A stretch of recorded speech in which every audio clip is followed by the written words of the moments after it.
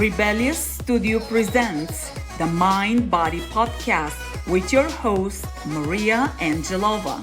Hi, Rebels. Welcome to the Mind Body Podcast, your rebellious podcast with me, your host, Maria, where it is all about a strong body, calm mind, healing, and fully living. And today, from the suburbs of Chicago, we have with us Dr. Atul. Help me out. Kaushal, see? How are you doing, Dr. Atul? I'm doing so well. Thank you, Maria, for having me. I'm excited to be here and explore all of these amazing topics. Yes, me too. Thank you for saying yes and being a rebellious voice, sharing your wealth of knowledge. Look forward to our conversation. We have a lot of things to talk about. But before that, let's get to know Dr. Atul. Give us 3 words that describe you and give us a little bit of a backstory behind each one. Absolutely. So, I would say the first word to describe me is rebel. I love that. You look where you are. Well, and the reason is because most times when someone goes to become a doctor and they spend the time and the money and all of that, they stay in that profession. I'm Indian. I'm the firstborn son of 2 Indian immigrants. So of course I can either be a doctor or an engineer, right? But and then I left my clinical practice when I realized that healthcare, at least in this country, isn't all that we thought it was. And so from the very beginning, I was rebelling against the system, against my family values and everything, just to because the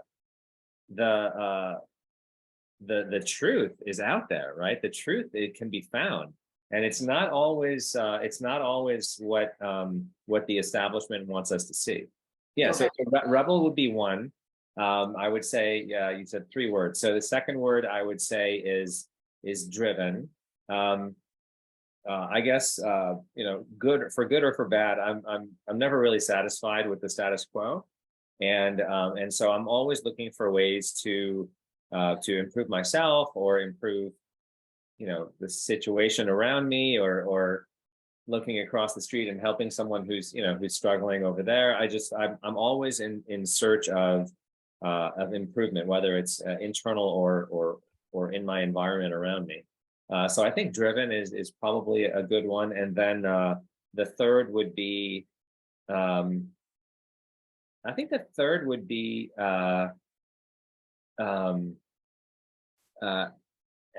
empathetic, right? Because it's very easy to imagine, especially after after having a lot of education, after going through medical school and learning everything. It's very easy to get to that point where where I think I know what's wrong with my patients, right?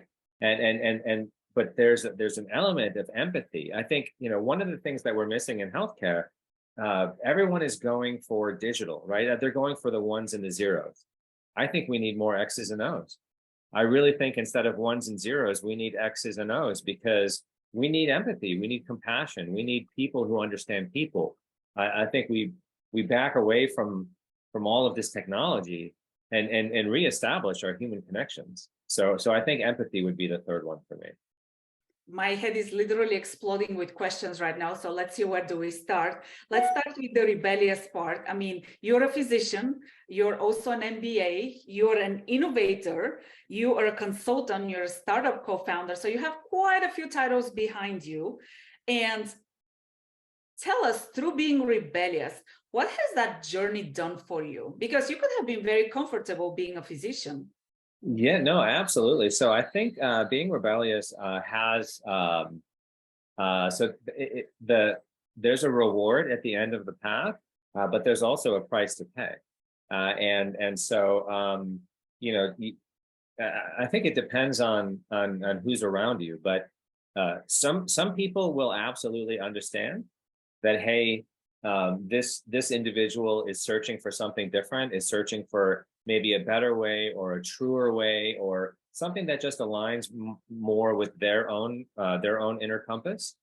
Some people, on the other hand, won't understand that, and will push back. And so it's almost a filter. It's almost a filter that to and it's not. I would say it's not a filter of people who care about me. It's a filter for people who understand me, because there's a lot of people who care, but not everybody understands.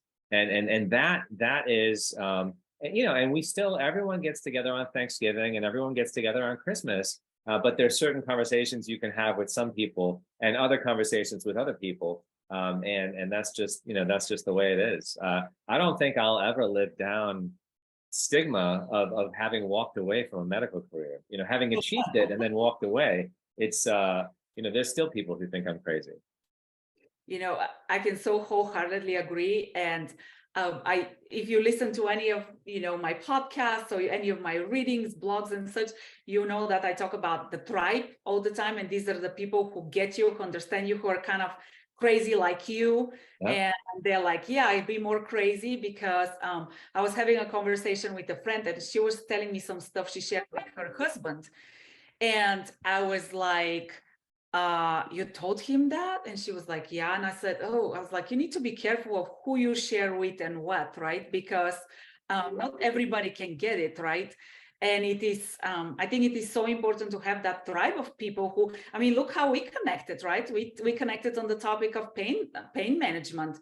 And I think like energy attracts like. And what did you say? Oh, the stigma of being a physician, living the job of a physician, of a doctor, right? I was in finance and I went from a finance director to a Pilates teacher. Mm-hmm. People were literally like, you're crazy. Who does this, right? And I'm like, well, I guess rebellious crazy. That's actually how the company's name became, because it was like, I would just be rebellious and stick to what I want and what I believe is good for me rather than status quo and the system and the box and whatever you want. Yeah, no, absolutely. I think you're right on the money there. There's a very interesting principle that, and I can't say that it's mine, but it's something that I heard that I would love to share because it's been really valuable to me. So imagine if we're talking about rebellion, right? And what's going to happen if I leave my career as a finance manager or a physician and try to do something else? So wouldn't it be cool if we really had a crystal ball and we could see the future, if we could predict what would happen? And so I started thinking about that, and I started talking to people, and a very interesting conversation followed. And what I was told, and what's actually proven out to be true, is that very few life experiences are unique, right? People get jobs, they lose jobs, they get married, they get divorced. People lose friends and parents and siblings, and in general, life experiences are not unique. Everyone goes through very similar things. So the idea was to find people who are in my tribe, right? But they're 20 years older than me. So that I could ask them, hey, when you were my age and this happened to you, because hindsight is 2020, right? Yep. And so looking back, what would you have done in my position 20 years ago? And and then I have what I call my intellectual board of advisors. And so I ask 5 or 6 or 7 people the same question, and I almost get a window into the future of what people would have done if they had been where I am now. It's almost like the chance to future. Yeah, to avoid problems before they happen. So it's a tool that I've very, very valuable tool that I found, and I have an intellectual board of advisors, and very few big decisions I make without talking to at least a few of them. Interesting. A big factor into my decision making has been, and some people were like that, you're crazy, has been my intuition. Because my big move was truly led by intuition. There was no logical reason, there was nothing that really made sense from a common sense perspective. And the way my life has turned around, like I could not have even imagined that my life could turn around in such an amazing, fantastic way when I made that decision. I mean, there were, it wasn't like, woo, straight up. It was like crash and burn before. Oh yeah, But, I think that's part of the journey and that's part of the growth and what makes it fun, to share those stories again with people who can relate. absolutely. And let's talk. We can keep talking just on that, but there are like a couple of other areas I want to ask you. You talked about sick care versus health care. And that is something that I'm very passionate about. I do a lot of promotion around proactive self-care, taking care of yourself rather than being reactive and then managing chronic disease and conditions. As a physician, as a pro in the healthcare industry, as a name in the healthcare industry, let's talk a little bit about that. Share your thoughts on what needs to change into our system in terms of where we are to where we hopefully will go, probably a long way from now, but. Yeah, sure. So the journey from sick care to healthcare. So first of all, let me maybe begin by outlining why I think we have a sick care system. So in a healthcare system, literally the word is healthcare. People would be encouraged and empowered, and they would have the access and the tools and the money to care for their health.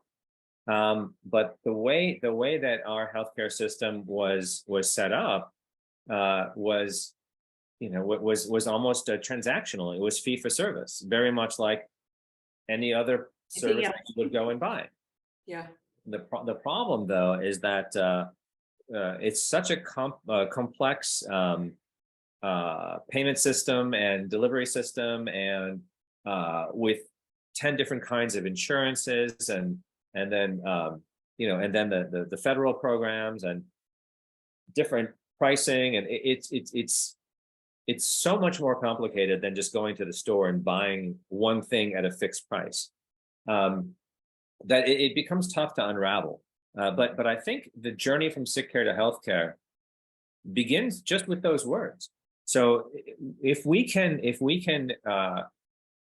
help people, so I firmly believe that if you gave people a choice to be healthy or to be sick, most people would choose to stay healthy, or to strive for staying healthy.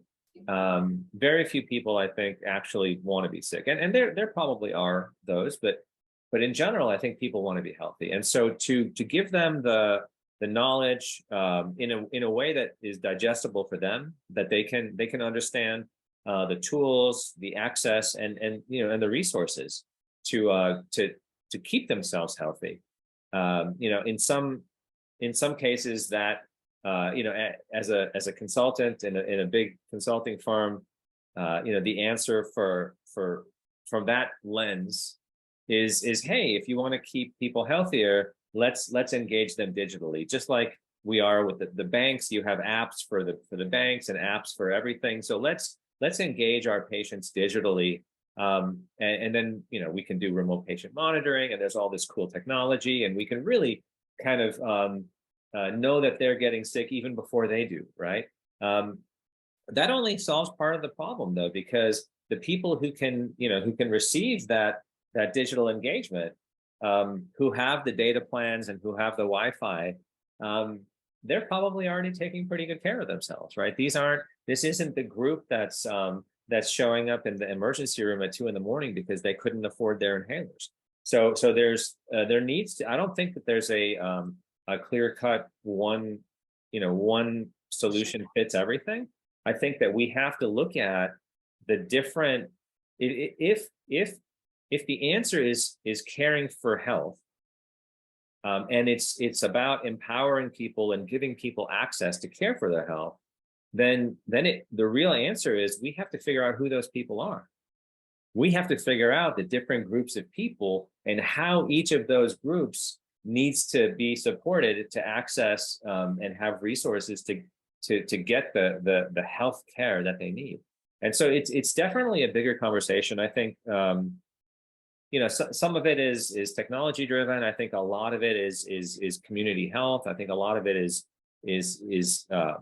humanitarian, but it boils down to, again, to drive and compassion and a little bit of rebellion, right? We have to push back on the very powerful lobbies from the insurance companies and the pharmaceutical companies that are, they're making a lot of money. They want the status quo. Insurance companies and pharma companies love it that that everyone is sick and that's how the system was set up. But I think things are slowly changing. There are bigger things also, like changes in the payment reform, things like value-based care, which are kind of higher level concepts. And I don't know if listeners are really into that, but I think the fundamental thing is that everybody so information is out there, whether you get it from the internet on your laptop at home, whether you have to go to the public library and use the internet there. The information to keep yourself healthy is available. I think we have to have a culture shift. We have to have a culture shift to so that people feel empowered to do that for themselves. What I say is that we need a mindset shift to where we take personal responsibility for our health, and it's in our hands, and we are the owners of that, versus relying on the healthcare system to take care of us. And you started by, when you talked about compassion and empathy, I think also humanizing, you talked about community wellness, right? I mean, yes, there's an argument that not everybody can afford a gym membership or, to buy organic food or things like that. But everybody can probably get out and go for a walk or take a few deep breaths or, basic things, or write on a piece of paper, or, there are basic things that we can do to take care of ourselves. And I think it's one realizing that self-care doesn't mean something super expensive and super grand, right? It's really the basic pillars of wellness. And also to prioritize them in our daily life, because you can talk all about exercise and eating healthy, but if you're not doing it, that's not going to do anything for your health. And Absolutely. I go back to the tribe is surrounding yourself with people who encourage you to move, to eat better, to avoid junk, whatever it is that you're working on, to sleep better, to drink water, and so forth. I think those are all basics of that go along with healthcare versus sick care. It is. So, again, going back to the tribe, what they say is that you generally become the average of the 5 people that you hang around with the most. So pick your friends carefully, right? Yeah, pick your tribe carefully. That's what I tell people. The tribe will make you or break you. So be careful who is on your tribe. Absolutely. All right, let's touch upon one other topic. You work with CBD, which CBD is a hot topic nowadays for pain management, sleep management, and an array of issues that people were dealing with. Let's quickly touch on, and I think that goes along with, essential oils, supplements, quality, right? Because there is so much out on the market. I personally use a lot of essential oils, and I have people who are like, yeah, I went to Walmart and I got some essential oils. And I'm like, oh gosh, like not everything is created equal, right? So talk a little bit about CBD uses, again, from a medical perspective, as well as the importance of finding reputable product that, it's clean, that is absorbed well by the body, and so forth. Yeah, absolutely. So CBD, wow. CBD is a very dynamic compound that has a wide range of impacts in the body. Primarily CBD, like the main action of CBD is through the endocannabinoid system in our body. Our body already has a system that uses these molecules, just like you have an immune system and an endocrine system. We also have endocannabinoid system. And so CBD modulates this system. And what this system is in charge of, or what this system regulates, are the very, very, if I say it, the very, very primitive functions, right? So it's fear, sleep, appetite, mood, it's not intellectual stuff. It's very in medical we say primitive, like brainstem kind of lower level stuff. But this is the stuff that makes or breaks your day, your mood, your sleep, your level of anxiety, your appetite. These are things that make or break. These are almost like the background or the theme music behind our lives, right? So so CBD through the endocannabinoid system works on these very basic kind of functions. The other very interesting and useful aspect of CBD is that it's a very powerful anti-inflammatory. So whether it's applied topically for maybe a skin inflammation or a rash, or whether it's taken orally for systemic inflammation, like any kind of even so immediately people think of arthritis. People think of irritable bowel disease, systemic inflammatory conditions, autoimmune conditions, but even something as simple as seasonal allergies. Seasonal allergies are a systemic immune reaction to something coming in from the outside, and CBD actually inhibits histamine release from some immune cells. So it's actually an antihistamine. It's like Allegra or... Know that about CBD. Interesting. Yeah. So CBD for allergies or any other kind of systemic inflammation. And the number one use for CBD actually, and it ties back to the endocannabinoid system, is for anxiety. People are looking especially in today's world, which is kind of crazy. We just had this pandemic. The economy is not great. The global political situation is not great. I mean, there's a lot of fear and anxiety in the world right now. And instead of the potentially addictive and dangerous pharmaceutical anti-anxiety medicines, CBD is a wonderful alternative, right? It's non-addictive. It's natural. And it works, whether it's situational anxiety. For example, I'm getting on a flight and I'm afraid to fly, or I have to speak to a crowd and I'm afraid of public speaking. So there's situational anxiety, but then there's also generalized anxiety, where I just don't feel comfortable today. There's so much going on in the world, and my finances are insecure, and maybe something's going on in my family, and I'm just having a hard time this week or this month. And so this general anxiety is also very amenable to treatment with oral CBD. So while it's I hesitate to say it's kind of like a miracle thing that's it. Every day they're discovering new. The other day so my wife has a vestibular issue. She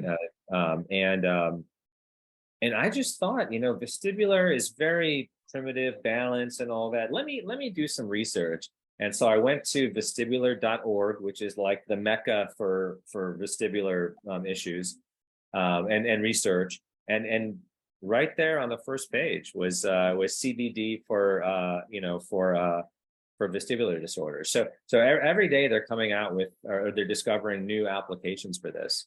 Now that all being said, for the most part, CBD at this point is still highly unregulated.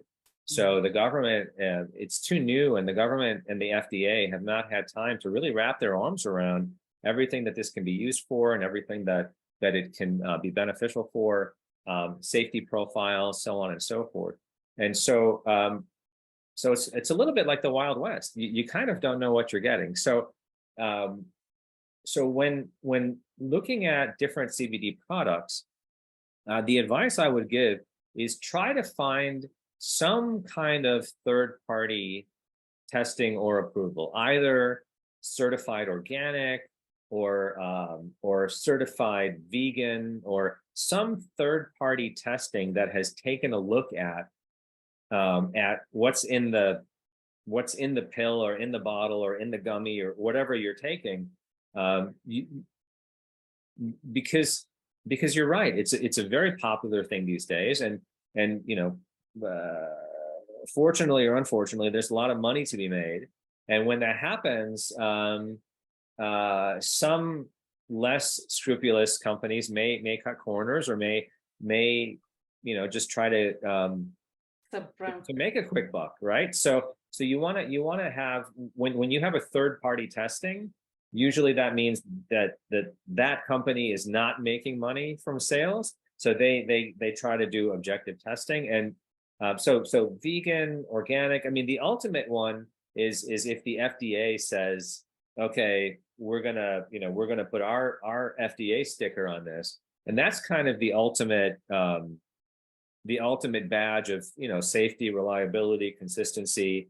When the FDA labels it, then you're pretty confident that what's in the bottle is what's on the label, right? So yeah, to some extent, but to some extent. in the world that we live in, I think that's the best that we can get, unfortunately. Yeah. So yeah, I would say, and don't, CBD also is one of those things where, again, to a certain extent, kind of you get what you pay for. $3 CBD at the gas station probably won't do what you want it to do. Please don't do that. Yeah. In my personal opinion, just a light suggestion. Please don't. Yeah, but there are a number of very reputable CBD manufacturers that have been around for years, that know what they're doing, and they manufacture in good facilities, and they use high quality standards, and so yeah, they're out there. You just have to know what you're looking for. Any particular words, ingredients that you want to pay attention on the ingredient label? I like to read ingredients. So anything we should pay attention on the ingredient label?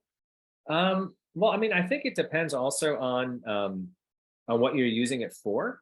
So, for example, sometimes CBD products will be labeled a little bit more for the reason that people are taking it. So you might find CBD for pain, CBD for sleep, CBD for anxiety, right?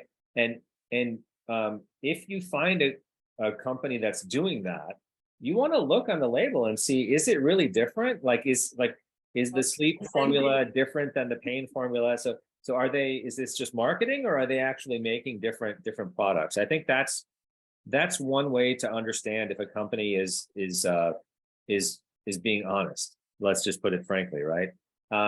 But then also, I think the other and people have their own dietary or personal choices. So maybe maybe there's a person who wants to wear a cream, a topical, but after their workout, they have to get dressed and go to the office right away. So in that case, you'd be looking for a cream that doesn't ruin your clothes, right? You want a cream that's not oily and it's not greasy, and maybe it's not smelly. If you happen to be vegetarian or vegan, then you want to look for the capsules and the gummies that are accordingly to your diet. So I think it really just depends on. I mean, there aren't any, at least from what I know, my research, there aren't any red flags. Yeah, any poor preservatives that we want to avoid, or anything that simplifies, like it's synthetics, or it's not natural, anything like that. So the one thing that I would say in selecting ingredients, right, is that according to the so CBD was legalized in 2018 through the 2018 hemp bill, and in the hemp bill, what they said was that as long as it has 0.3% THC or less, and THC happens to be, that's the molecule that gives people like a high feeling. It's the psychoactive effect. And so now a lot of people say that CBD works better for them along with THC. Mm-hmm. I'm of the belief that there should also be an opportunity for people to get CBD without any THC, because people are in pain also during their everyday life. So people who are driving trucks, first responders, athletes who have to perform, So I think, it's a very good question about the ingredients. I would say the biggest thing that people should look for, the biggest decision to make on the ingredients is with or without THC. Because although the efficacy might be more, maybe some people feel that it works better with THC. But along with that also comes maybe a little bit of high feeling. But more importantly, if you're in a job that requires drug testing, then you want to make sure that your CBD doesn't have any THC in it, because you could be very innocently taking CBD for pain or anxiety and then fail a drug test. So I think that's probably, from an ingredient standpoint, that's probably the most important decision people have to make is CBD with or without THC. Okay. Well, we do have to wrap up. I feel like we should have a second episode and just keep talking. But for now, let's hear, you already told us you're a rebel, but like, what's your definition of rebel? You started with that. Let's wrap up with that. Oh God. So the definition of rebel is overcoming the fear of what other people expect me to do and be. And sometimes that fear is pretty intense, especially if those people are my parents. I'll be very honest, right? But then, like, going off in the direction that I believe is the best for myself, and where I can make the biggest impact and help the most people, and and that includes myself and my family and everyone around me. So I think being a rebel is just about. It's about being, so there's an element of bravery, right? It's being brave enough to push back against expectations. I like that. Yes. Good. Push against expectations. I like that. Rebellious. Leave us with a favorite quote or a piece of advice. Yeah. So my favorite quote lately is that I really, really believe, and I think we touched on this before, I really, really believe that the healthcare system needs fewer ones and zeros and more X's and O's. Yeah, I agree with you. Now, where can people find you, Dr. Atul? Where's the best place to follow you? Yeah, no, thank you. So we have a Twitter account. It's Atul Kaushal MD on Twitter. I also have a Facebook page. I believe it's my name on Facebook. We are so I'm a medical advisor for it happens to be a CBD company called Amour CBD. The formula was made out of love for the co-founder's wife. So it's Amour, which is love. So it's amourcbd.com. And we do a lot of informational social media posts. So if you're interested in information about anxiety or pain or anything to do with CBD, feel free to look us up on Facebook or Instagram or Twitter, and we try to make informational posts and create value for our community. Excellent. Well, I am grateful for you saying yes again. Thank you so much for being here. I hope you all enjoyed this conversation. Certainly let us know if you have any questions. And meanwhile, do not forget to stay rebellious. I will see you next time. Thanks, Dr. Atul. Thank you, Maria. Have a wonderful day. You too. Can't get enough of those rebellious conversations? Do make sure you subscribe, like, and share with your